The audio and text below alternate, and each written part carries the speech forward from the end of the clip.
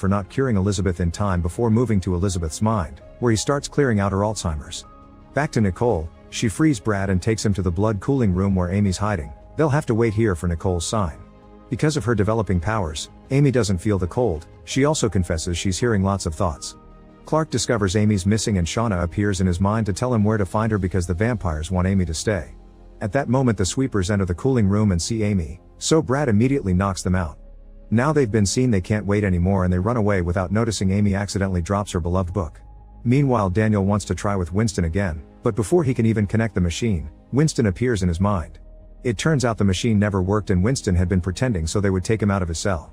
Winston begins controlling Daniel to make him turn off the lights and free him from his bindings. Then he chases Daniel into 4B where he kills him right in front of Jonas before running away.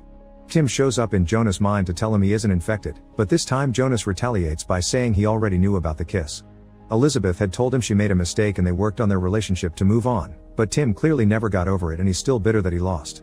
Tim says he didn't lose, and Jonas demands to be freed so he can run back to his bedroom, where he finds Elizabeth waiting for him completely healed.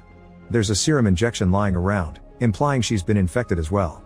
Brad and Amy try to escape through the emergency tunnels only to find their way blocked by Winston, who immediately jumps on Brad.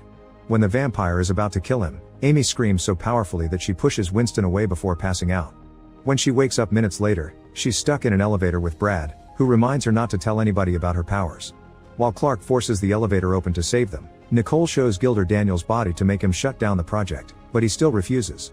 Shauna uses the chance to contact Nicole's mind, reminding her of the time they met and how Nicole accepted to bring her movies so she could be less bored.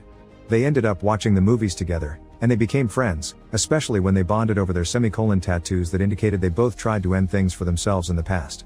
Meanwhile all the agents are concentrating on tracking down Winston, so